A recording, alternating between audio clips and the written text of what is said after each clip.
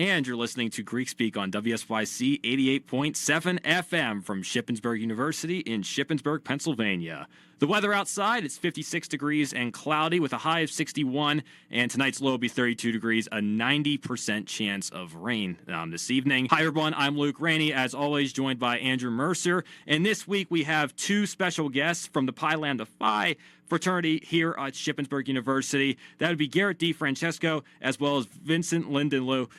Garrett and Vince, we welcome you both to the show, and we'll start off with some basic introductions. So Garrett is a junior studying accounting, and he joined Pi Lam in the spring 2024 semester and previously held the fundraising and philanthropy chair for a year. He is now the homecoming chair and the president of Pi Lambda Phi. Garrett had an older brother who was also in the chapter, and he lives by Pi Lam's motto, not 4 years, but a lifetime. It has taught him firsthand about the commitment that comes with brotherhood and the elimination of prejudice, which is a founding mission. Vincent is a junior studying early childhood and special education.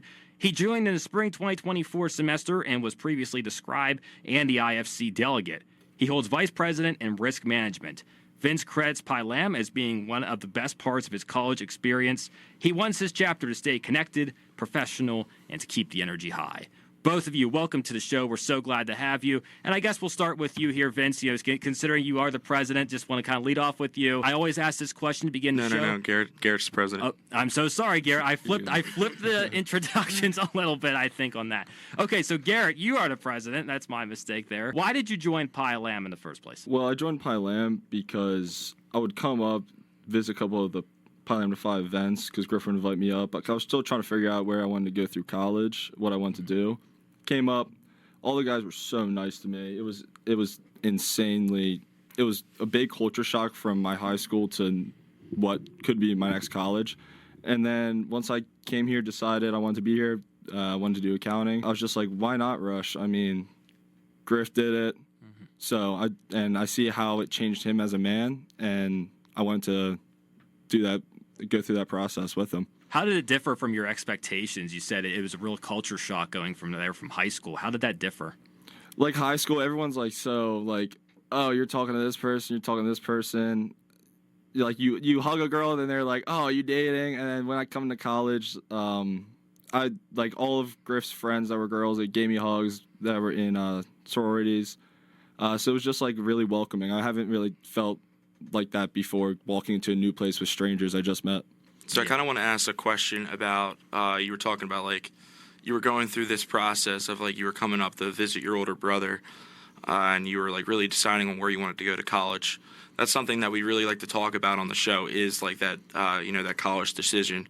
Where are you from? And I guess kind of go from there, and then we'll get to the college decision. Yeah, so I was born in Downingtown, and then I moved, going into middle school, I moved to Lancaster, a little town right by it called Mannheim. That's where I went to high school. A couple of the brothers in Pi Lam also went to Mannheim, so it was kind of easy to click with them. And then, yeah. Was it always Ship? I mean, I know that you've, I believe both of your brothers went here, if I'm not mistaken.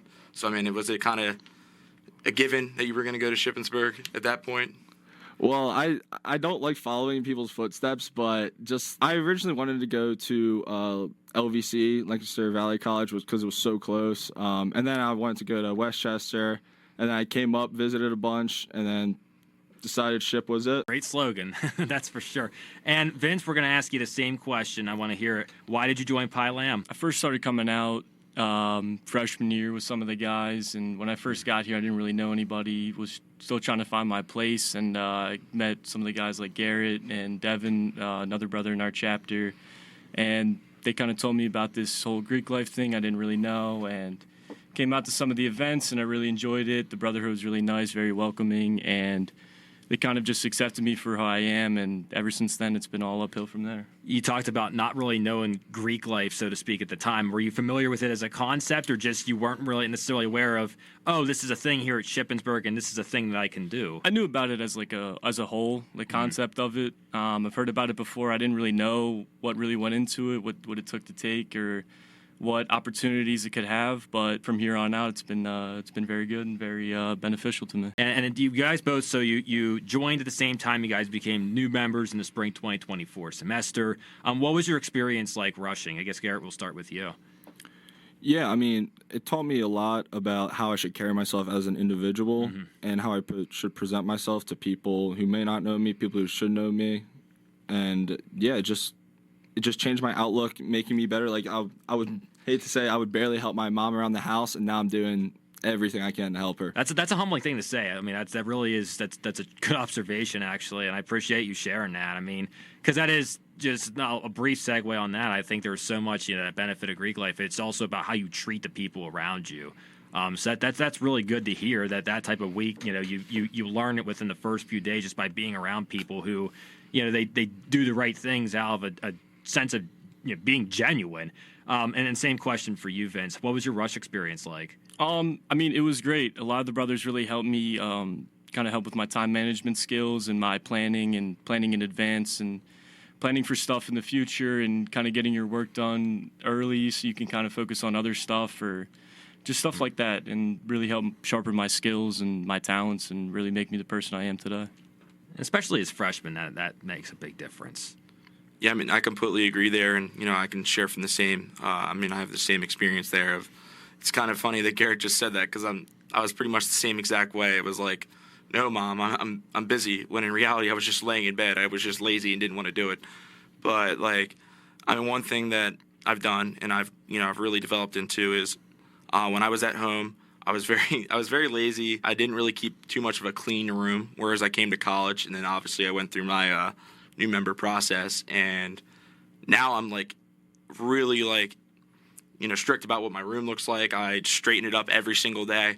If you would have told me that 5 years ago, I would have said you're lying. That's just a prime example of that. And you really just learn how to become a better person through all the experiences with the brothers, workshops that you may go through, just all that kind of stuff that really helps you develop. But one thing I want to say, so obviously you said that you joined in the spring of 2024. After that, you would have become, a brother at the end of that semester, and then you would come into fall of 2024. What were the first positions that you started to get yourself, get involved in? And from the beginning, obviously, we have the president and the vice president here. Was that always the goal, or is that something that shifted throughout the years? When I first got in, I knew I wanted to do something to benefit because they gave me a huge opportunity, letting me be a part of them, and I wanted to give my thanks, give back. So Anthony McCloskey, our old president, he was on one of the first shows here. Absolutely was. He was great on here too. Yeah, he kind of steered me in the right path, motivated me to do stuff even though I didn't want to do it. But at the end of the day, I was like, why not spend time I could be doing nothing, and then I can now help people. You said the word motivate. Does your chapter have a motivations chair by any chance? No, but we should definitely add one. Invest in it. It's a great thing. I mean, I'm not saying that because I'm the motivations chair. I think he's being a little biased here. I mean, I want to give a shout out to Owen Frederick, who is our current treasurer and newly elected philanthropy chair for the Interfraternal Council. Owen Frederick, it just simply started underneath me. It was just motivation. I was one day I was at chapter and I looked at him and I'm like, you want to motivate people? I mean, I think I was upset or something about it. I was just kind of, I feel like we were just stuck in the mud. And I looked at him and he goes, yeah, why not? And he gets up and gives this big motivational speech. Everyone goes nuts. And then all of a sudden, the rest was history. And that was probably 6 months ago. And Luke Rainey has been a great second motivational chair. When he throws the chair down, you know it's getting serious. Oh, not for throwing the chairs. Yeah, well, I mean, Owen set the precedent, right? So I just do the best I can to imitate it. So that's, Owen's wonderful for us. And, of course, being on IFC, that's important. There's obviously Anthony McCloskey. He was the IFC president for some time, if I'm not mistaken. So IFC for Pi Lam, what does that look like right now? Because they just had their elections. I know we're kind of early into that segue, but I definitely want to talk about IFC a little bit because I know that's something our chapter values a lot, is representation on there. Do you guys have representation at this point? We do. We had people run for positions. Unfortunately, they didn't win, but I know the old IFC president, Mike Rainey, he was also Pi Lam president at the same time, so he followed Anthony's footsteps to the T. Yeah. But it was unfortunate we didn't have anyone at IFC right now. Obviously, I'm probably going to go to all the meetings just so I know what's aware and what's happening. So I feel like we have no one on IFC, but we will have good representation there. I mean, just showing up to the IFC, I'm sure that gets you the information you need, Andrew. I mean, I don't know if you have anything to add on that remark.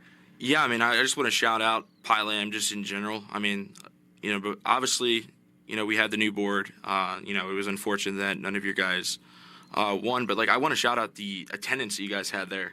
And I mean, you were there. I remember Derek came in there. Vince, I want to say you were there. I mean, I think that just speaks volume of your guys' character and your brotherhood. Going out and supporting the guys, but also I feel like Pi Lam has been has had a stronghold on IFC for however long. Anthony was the president, then Mike was the president, and they've done wonderful things. I mean, Anthony, I believe that's Anthony or Tony. He was the vice president this past year. So, you guys have had a stronghold, and I'm sure you guys are going to stay extra involved within the Interfraternal Council. Yeah, definitely. And you mentioned brotherhood as well, and we're going to take a quick transition here just for identification. You're listening to Greek Speak on WSYC 88.7 FM from Shippensburg, Pennsylvania, with Luke Rainey and Andrew Mercier, and special guests every Friday at 5 o'clock p.m. But now we're going to go a little bit into brotherhood. I want to touch on that point because we mentioned it in the introduction. The elimination of prejudice, talked about that as a founding mission. Garrett, I believe you discussed that before the show began. Tell us a little bit about what that means in particular. I mean, we understand that phrase in the abstract, but how is it applied in Pi Lam? Well, it's applied in Pi Lam because we are never one to judge someone based on their creed or background. So we get to know them as a person, what value they can bring to us, and what value we can bring to them. Wonderful. Yeah, I was just curious because that was something that stood out to me. Is if that's an official term. So that's something that's not just your chapter, correct? That's a national thing. Yeah, it's national. Wonderful. When was your national chapter? When was it first established? 1893 in Yale. 1893 in Yale. So that is 132 years old. Yeah. Wow, good work.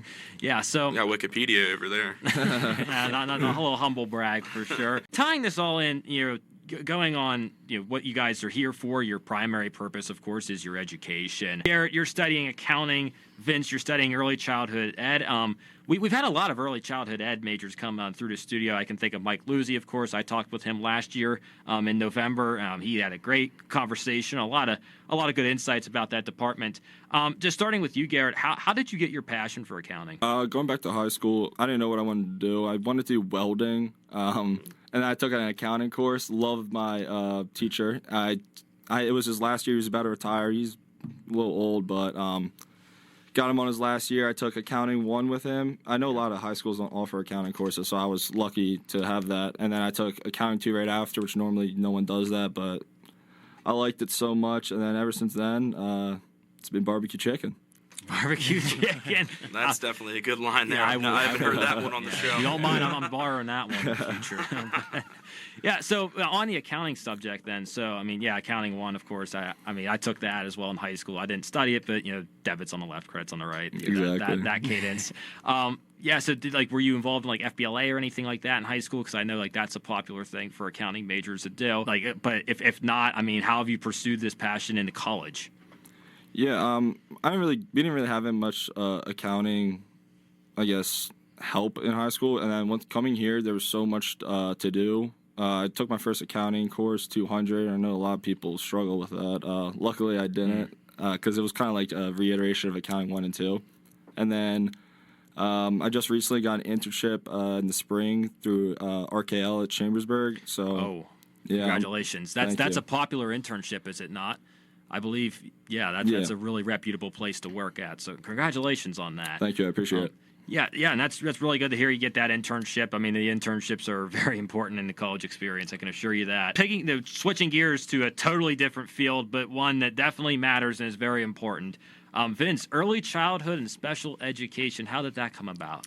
Yeah, so growing up, my dad was a special ed teacher at Upper Marion, actually where I went to high school, and I kind of just watched him and shadowed his classroom a little bit growing up. I took a special education course that my school offered that was kind of like a daycare for teachers and other locals to bring in their kids so that we can work with them and get actual hands-on experience. And then just coming here, seeing the school on campus and all that other stuff, it's just a really great opportunity to, kind of give back to people in need and even to teach the future generation and kind of implement the right skills and morals and stuff like that. And we said it verbatim with a lot of the elementary ed majors who've come in here. But I mean, your role is it's a lot more important now than it probably ever has been. Oh yeah. Just given what the school system, like what they're in need for at this time, and especially the development of the youth. At that age, with the things you do at ages 2, 3, 4, that sets you up for Very the rest important. of your Very life. important. Yeah. So you're really important role. And I know, like, student teaching, placement observations. So you said you did a little bit with your father actually while you were in high school. So I'm sure you're ahead of the game almost in that sense. Yeah, 100%. I shadowed him a little bit, and even coming here, they get you into schools right away. So I was my freshman year, I went to the Franklin Learning Center, which is an all special ed school, and that was kind of a very eye-opening experience for me, kind of seeing every kind of disability that they had in there. And then last year, I went to Big Spring High School, and I was in their special ed classroom. And that was kind of a smaller class, but still a lot of the same thing. And that was kind of more of a behind-the-scenes kind of thing where you can see what teachers do, lesson planning and other stuff like that.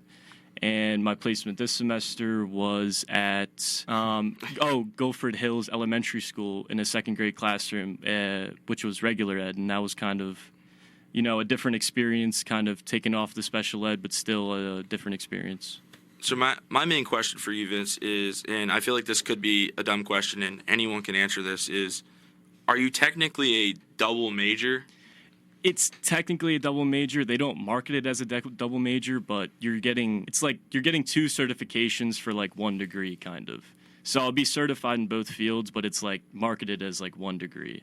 Right. I mean, I think that is remarkable. And one thing that I've noticed, and as soon as I saw that you put that, I was thinking about it earlier today.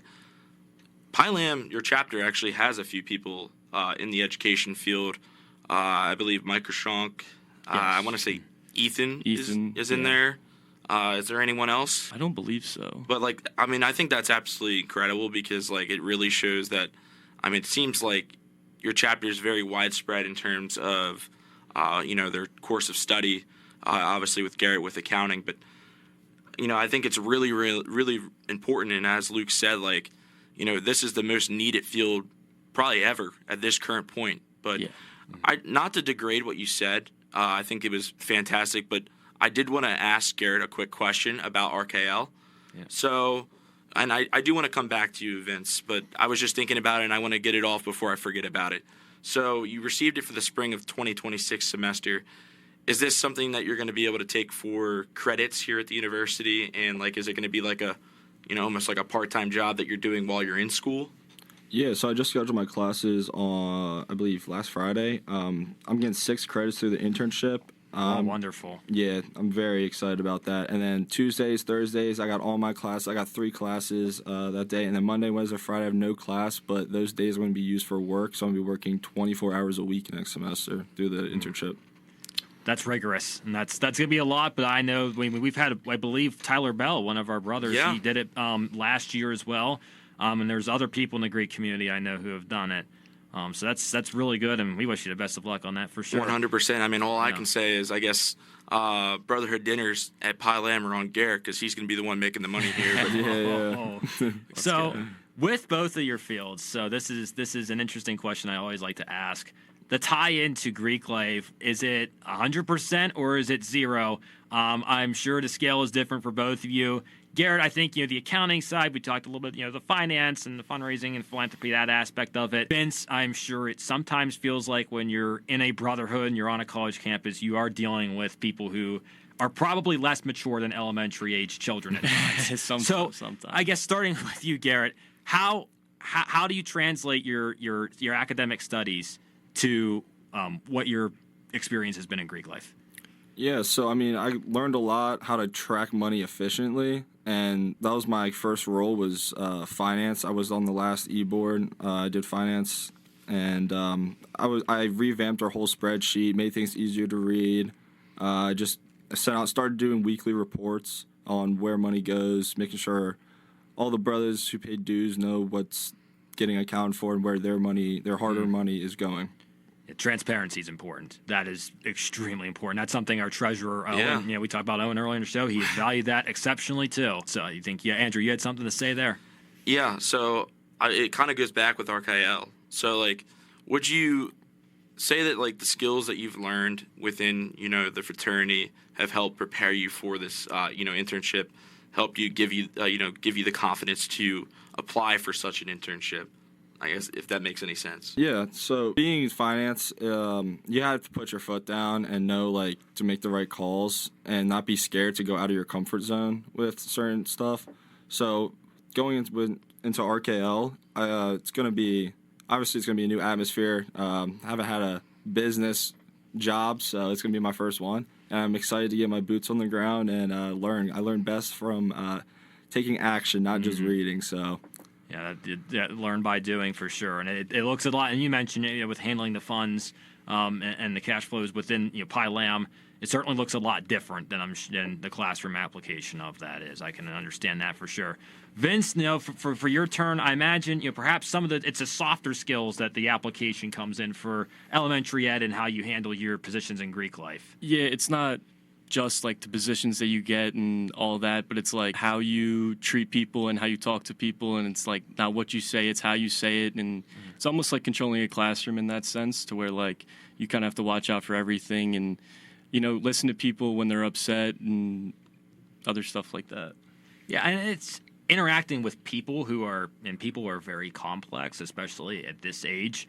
And I think that absolutely matters. And that's been something that, I know Andrew, he's talked about it with me before about, that there's times in Greek life where you are interacting with people, and that it is a very important soft skill where you're learning how to talk and exist in different types of settings. And a lot of those settings will translate to real life applications, and that matters. And like you said, you're dealing with problems and anything like that, and just working with people's individual needs, especially. I know this has been an important trend, especially in the age of AI, with personalized learning. That absolutely matters for elementary education too. At least I'm aware of that in the abstract. So that there is such a tie in there, and it's good to hear both of your responses and your perspectives on that. And I want to go take a step back and go a little bit broader, because we are about halfway through the show at this point. We will probably cut a little short early today, so it might be a little shy of the hour. But we are, at this point, we're no longer in the recruiting phase, at least for this semester, in that perspective. And now some of our new members are looking to become brothers. So I always ask the question as well, especially given your leadership positions in Pi Lam, whenever you are in the recruiting process and you're looking for people you're trying to recruit, what specific qualities do you think you're looking for? Garrett? Obviously, good character.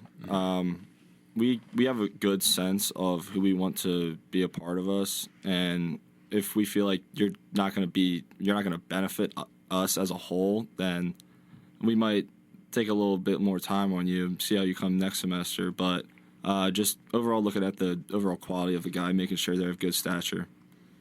Vince? Yeah, you're always looking for the next leader, the next person that's going to take initiative, take that next step. And even the person that's not, you can kind of mold them and give them the motivation that they need to take that next step and take that leap, and it could benefit them and change their life forever. So, yeah. Motivation again. I love hearing that. I mean, it's really funny you said that about, like, you're always looking for the next leader. I mean, that's something that myself and our other co-host, our president, Luke Hillegass, talk about all the time. And, we always tell people, we're like, we're always looking for the future. Like, as soon as we got elected on the current board that we have, we were like, all right, what's the next board going to look like? Let's start to, build it in the background of, like, let's try and talk to people and, get feelers out of, like, hey, have you ever thought about running for leadership? We think that you would do a great job. If you're interested, we can help you, help develop you. But I think that's a very, very important question, and I challenge you both to that. You guys just started your terms, but I'm sure you have an idea, and you're starting to think of, like, all right, well, I have a year. What's next? What am I going to do over this next year? How am I going to pass my knowledge on to the next generation? But it's funny that you asked the question about, like, recruitment, because I literally just typed a question out while I was walking to the Cub, and it's specific to Garrett. So, and I guess it could be to both of you. Let's do it to both. So my question is, How do you plan to approach your next recruitment season with such a large graduating class of seniors? Yeah, we're obviously not going to – it's going to be quantity over quality, obviously. It's kind of what we do. Definitely just making sure people that want to show face. We keep them engaged often, invite them to events, obviously not brotherhood events, but we try to hang out with them as much as possible. Yeah, Andrew, you know our number. It's got to be astronomical, too. We're in the same boat. Yeah, I mean, do you guys have do you know the number of seniors? I mean, ours is 19. 19, wow. Yeah. Ours is not 19. I think I want to say maybe 7 or 8. I would have to count them that's out. what I said. I said around 8. Yeah. Sounds about right. Yeah, I'm glad you said 7 or 8 and not the before 6. that. we weren't getting there. Yep. That's But- the first time that's ever been said on the Yeah, show. So yeah. we made it 2 months. I think that's impressive. But, yeah. I do Brandon, want to ask the exact same question to Vince. Like, what's your insight? Obviously, with you being Garrett's right-hand man here, what are you thinking about going into the spring semester with, as you said, 7 to 8 people graduating? So, you want to, in hindsight, replace them. Because, I mean, how many brothers do you guys have? I do not know off the top of my head. It's hovering around the 20s, a little higher than the 20s, like middle 20s. Yeah. So, like, it's just very important to, like, and you guys have had the same number for a while, and, like, it works. You guys are doing phenomenal things for this campus, and my hat's off to you guys. I've always respected you guys. But, what would you say is your response to that, Vince? I think just representation on campus, on and off campus, but just showing that we're here, showing that we have the brothers and we want to make a difference, and showing up to different events, not just to strictly recruit, but just to show our face and show that, like, we go to everything and just be around and, kind of just pick those next people that are going to take over. Well, it's just like the individual perspective of the college experience ties into it, because you go to college, but if you just stay in your dorm room the entire time, don't go out and don't meet anybody, well, people aren't gonna come knocking on your door. Exactly. However, as a fraternity, it is your job to get your tentacles everywhere you can, and that's something, of course, we take great pride in. And what our chapter has done successfully is that we have reached into some of the most unexpected corners of this university to try and recruit people. And it sounds like you guys are aware of that strategy, and you guys have implemented it to some sense as well, to especially have a stable brother count, where you're having that mid-20s range constantly. That consistent flow of recruitment matters. And even if your number is going to dip a little bit this semester, whenever people graduate, perhaps it could increase too if you have a substantial recruiting effort this spring.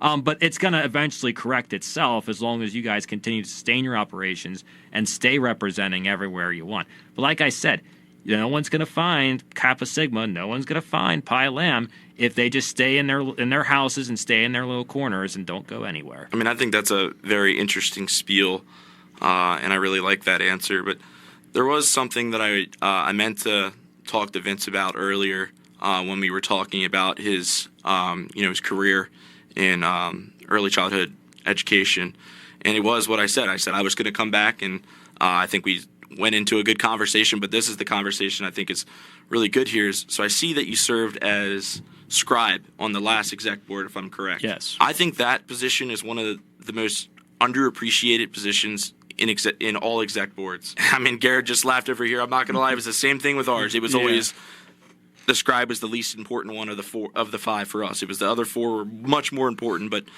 I mean, I want to give credit to Alex Staub and Drew Williams, especially Drew Williams for what he's done this past semester. But, what experiences, what things did you learn from being the scribe that can translate into, we'll start with your career, because I think it's very important. Yeah, just basics in my career. Taking attendance at every event. Making sure everybody's there, who's not there, figuring out why they're not there, maybe like sending a text or an email. It's kind of the same thing. And other stuff like that, just basic organization of all of like the chapter documents and stuff like that.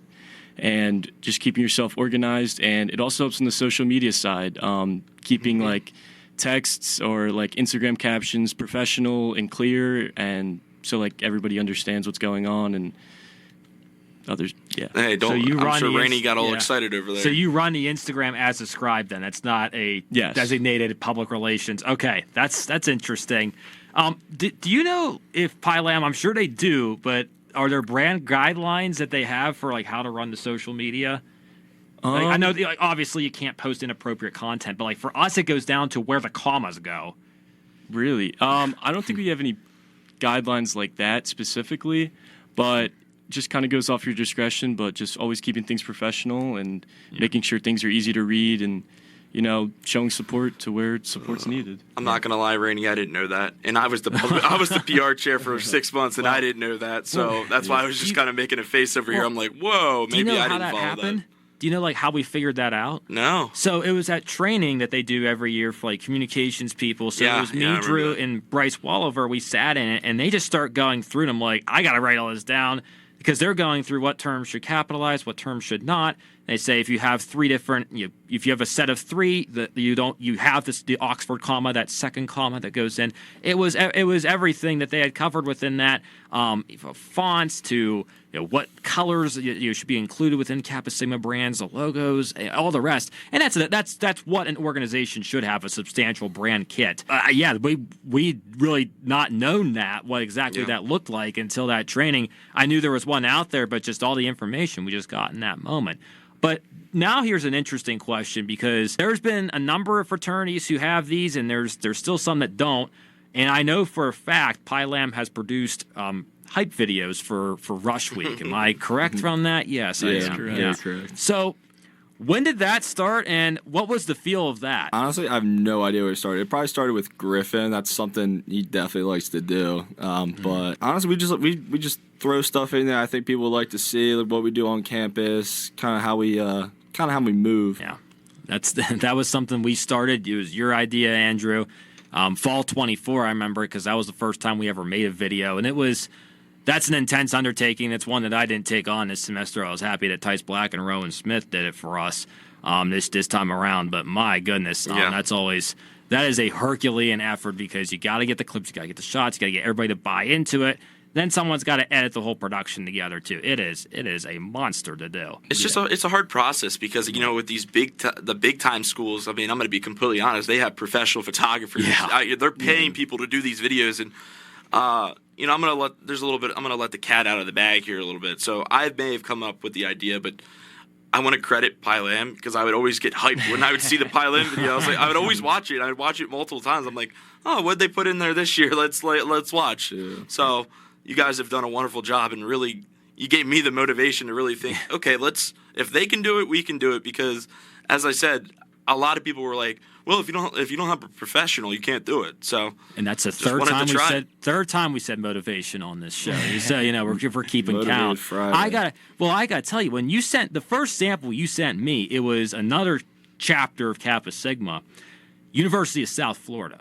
All right, so their Rush video in fall of 2024. They shot this thing in August, so before the semester would even start. So how they were able to do that, I don't know. But they had, like you said, professional edits. They paid somebody to do it clearly. They had a helicopter with Kappa Sigma letters on it, wakeboards and jet skis.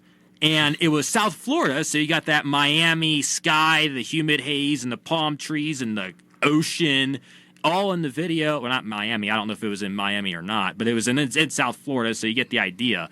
Yeah. And I was thinking, well, I don't think Shippensburg, Pennsylvania is going to be the place for helicopters and oceans, but we'll do the best we can with what we got. And that's the story of Greek life here on this campus. And that's the story of a lot of organizations. And it's not to say anything bad about the university. It's a wonderful university. But a lot of times we have to punch above our belts. And we have to punch above our weight, and that's something that our chapter did on that occasion. That's the fruit of recruiting people who have different skills and having the ambition to do it. And sometimes, like I said, it just didn't go my way this semester because I didn't put the pieces together. Tyson Rowe were able to do it for us, and it was a wonderful thing. But tying all of this back into, I guess, a broader sense now. So looking ahead here. Looking ahead, you talked about your goals for the presidency, Garrett. I believe, I just want to get them right here. So let me just pull up my notes again. Make sure I spelled it right. You talked about, let me see if I can find them here. I think it was actually Vince, you said these. These three key words, Vince. You said, staying connected, staying professional, and keeping the energy high. Where do those goals come from? Yeah, so first off, staying professional. We are an organization, so staying professional just helps you get better jobs and helps you send emails better and stuff like that. And keeping the energy. You always want to keep the energy. That's where the hype video comes in, and you want to make sure everybody's hyped to be here and wants to be here, and staying connected. Staying connected with alumni. They offer a lot of jobs and opportunities, and you want to stay connected within the brotherhood because these are, in fact, your brothers. So, staying in touch, and even through the years after you guys graduate, going on trips together and stuff, And what is the alumni relations like within Pi Lam? Speaking on that, one of my goals, I didn't say this, but I want to have a huge alumni event in the spring. I'm still working on the skeleton of it. I was up like 1 a.m. just jotting down ideas the other day, and that's just something I came across. Our alumni connection is really good. I just got off the phone with number 330. His name's Antoine. Yeah. He was just talking to me. He was telling me about the stuff he did. It was a 30-minute conversation. It was good talking to him. You get a lot of insight on how stuff was ran back in the day and stuff you can maybe apply nowadays with some change. You said number 330. Is that just the rank of which they become a brother within Pi? Okay, that's what I was assuming. Hey, shout out Chris Hollander. That's his. Chris Hollander. Yep, I'm 320. Yep, I'm 320. 320. I'm 292. I'm an unk. I'm a little bit of an unk here. But with the thing with 28. No, I didn't realize that difference was that big between us. 28. Yeah. My goodness. We've had a lot of people join a long time. But you brought up alumni, and I really this is one of my biggest conversations on the show each week is the presence of alumni. And one thing I will notice about you guys, especially within the last few years, is a lot of the people that you've had graduate frequently come back. And it's not just homecoming.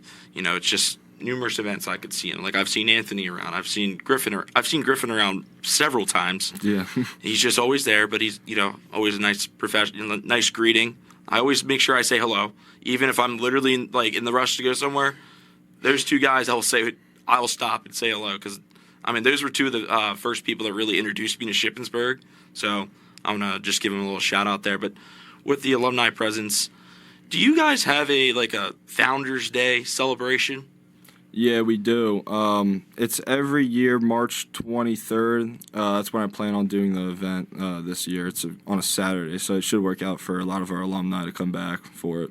So is that something that you choose to do at your chapter house or like a third-party vendor? I believe that you guys did it at U-Girl a few years ago. Yeah, that was for our 40th. I'm still working out the logistics of it. I got to figure out if we want to do it at our chapter house. I feel like it'd be good that they'll see all their old paddles. And it's always something we do for our Founders Day too, is we bring everybody back to the house. And this year was a very special one for us because we actually commemorated a memorial tree in our front yard for brother Lurch, who he served in the military and actually recently passed away. So it was a really good idea. Our brothers and alum came together to help facilitate that, and that was a special morning and afternoon for us. And again, it's always inspiring just to see how large of a gathering we get on that type of day. So, yeah, any Founders Day celebration you can do is it's a wonderful thing. And I'll say this, we're getting towards the point of the end of the show, so real quick for station identification once more. You're listening to Greek Speak on WSYC 88.7 FM with hosts Luke Rainey, Andrew Mercier, and special guests every week, every Friday at 5 p.m. So now it's the final part of the show.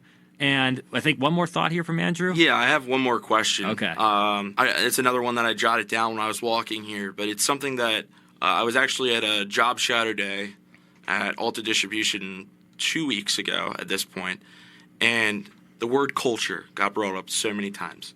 And I was at something. I was filling out, or I was doing an online interview for Target, just the store down in Chambersburg, and they brought up culture again.